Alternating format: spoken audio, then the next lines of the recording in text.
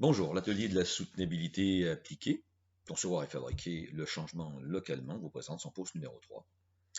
Le frigo essentiel et symbolique. Quel serait ce premier objet? Une cuisinière, une laveuse, un ordinateur, des casseroles? J'avais réfléchi en 2019 avec de jeunes designers à la conception d'un toaster oven, petit four de comptoir, pour remplacer la cuisinière trop grosse, trop lourde, pour y cuire de temps à autre un pain, un poulet, un gratin ou une pizza. Le projet n'a pas monté, faute de circonstances porteuses pour s'y lancer tête baissée. Le confinement, en réactivant le potager, aurait mis le frigo potentiellement en rupture de stock, comme le papier hygiénique, les ventilateurs et les masques devant la cuisinière. J'ai opté il y a presque un an maintenant pour le frigo parce qu'il est essentiel et symbolique, mais aussi parce que la pandémie nous aura ramené fort à propos à la question de ce qui est essentiel: la production alimentaire et l'autosuffisance, la conservation des aliments, les circuits courts, la fabrication locale et l'achat local, dont le fameux panier bleu au Québec. Quel mérite de soulever des tas de questions. L'achat local d'objets fabriqués en offshoring, lieu de délocalisation, dynamise-t-il l'économie locale? L'économie locale est-elle vertueuse, voire circulaire, si chaque entité locale fabrique pour exporter vers d'autres entités locales? Le frigo, c'est comme le grille-pain. La cuisinière ou la machine à café, les faire localement à bas carbone et à prix réel est le même défi. Le premier défi, euh, la conception en porte-à-faux avec notre conditionnement consumériste. Hein, l'abondance, la diversité, le prix compétitif, la disponibilité immédiate, le statut social, le besoin de changement. Bon. Deuxième défi, l'approvisionnement local, inexistant en matériaux décarbonés. C'est pourtant la base de la soutenabilité d'un objet. Le troisième défi, la main-d'œuvre pour l'assemblage local. Ce type d'entreprise n'existe pas, ou très peu dans les pays développés. Et puis, qui parmi nous voudrait y travailler? Alors peut-être qu'en changeant la notion de travail, de revenu et de propriété des moyens, on y arrivera. La vente, c'est un défi aussi. Établir la vente hors réseau des grandes chaînes. Le défi, c'est à la fois de décarboner et proposer le prix réel. C'est pas une mince affaire, ça ne passe donc pas par un intermédiaire de grande taille qui empochera un pourcentage conséquent et se fichera complètement des objectifs pressants de décarbonation et de création d'emplois pérennes de qualité. Notez que dans ces 4 précédents défis, je n'ai pas parlé de fabrication, et pour cause, notez, puisqu'il n'y a là aucun défi.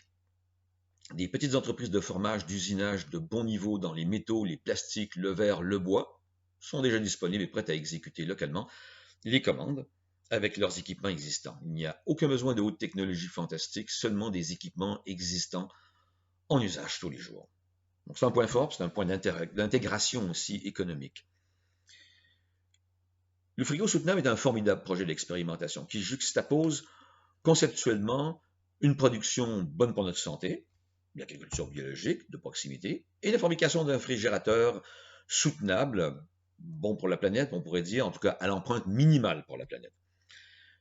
Frigo soutenable et production bio, bah, ça va de pair, l'un dans l'autre en fait. C'est un environnement de conception dense, très actuel, qui entraînera le frigo vers une réflexion profonde, plus essentielle, dépassant les fonctionnalités basiques du froid, du rangement et de la stylistique. Il nous amènera à des constats surprenants, tant sur le plan économique que social, qui favoriseront sans doute le développement d'une vision politique de la décarbonation encore très embryonnaire aujourd'hui. Il faut dire à la défense de nos politiques que l'économie capitalo-consumériste recèle une complexité, des contradictions et des non-sens difficiles à distinguer globalement, d'où l'évidence du redéploiement local mais soutenable.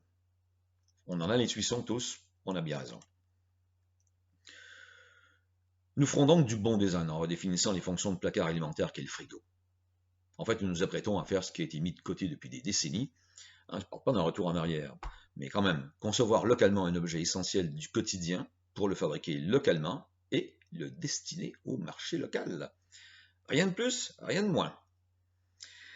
Alors, nouveau mode de pensée, nouveau vocabulaire aussi. Nous allons nous frotter à un nouveau vocabulaire qui nous permettra de penser autrement cette importante activité de co-créativité du design sociétal. De co-créativité et de design sociétal, en fait, c'est la même chose. On verra les concepts suivants qui s'appliquent concrètement à la conception, la fabrication et aussi la vente d'un objet soutenable. C'est-à-dire, par exemple, faire moins et mieux, ralentir, le changement d'échelle, la valeur réelle des matières premières et du carbone, le juste prix, les matériaux locaux. On parlera même éventuellement de commun. Tout cela, en tout cas, transcendra nos esquisses, nos choix de matériaux et de procédés. On ne s'ennuiera pas, je vous le promets. La soutenabilité est le critère fondamental qui permet d'envisager un changement de paradigme au milieu d'une société de consommation qui bat son plein. De fait, si le frigo n'est pas soutenable, ça n'est même pas la peine d'envisager le redesign, même en le fabriquant localement, puisqu'il serait broyé par la production à bas prix de classe mondiale. Nous découvrirons dans la soutenabilité un véritable fer de lance et un bouclier à la fois lorsque nous découvrirons les 20 critères de soutenabilité. Les exigences d'essentialité et de soutenabilité sont incontournables si l'on veut vraiment couper de moitié nos émissions de carbone et les y contenir pour de bon, puisqu'il faudra, après 2030, soustraire l'autre moitié sur 20 ans pour 2050. Tout cela ne peut pas se réaliser sans des actions disruptives et la première de toutes, c'est de virer l'économie capitaliste, parce qu'elle est insoutenable. Voilà pour aujourd'hui. Je vous poste dans quelques heures l'échéancier, la planification des 20 prochains posts. Il y en aurait 40, 50 au total, mais on va se rendre à 20 après tout. Mon Massive Online Open Workshop que je démarre, c'est en cours. J'espère d'ailleurs qu'on va pouvoir sortir du cours éventuellement et commencer à faire des zooms interactifs où vous pourrez intervenir tous ensemble. On le fait déjà pas mal, hein. Vous êtes pas mal nombreux à avoir participé au devoir sur les 15 objets essentiels. J'ai appris pas mal de choses. Et il y a eu pas mal d'échanges, c'est intéressant. Et voilà, dans les prochains, c'est évident qu'il va en avoir encore plus. Alors voilà, je vous souhaite une bonne journée.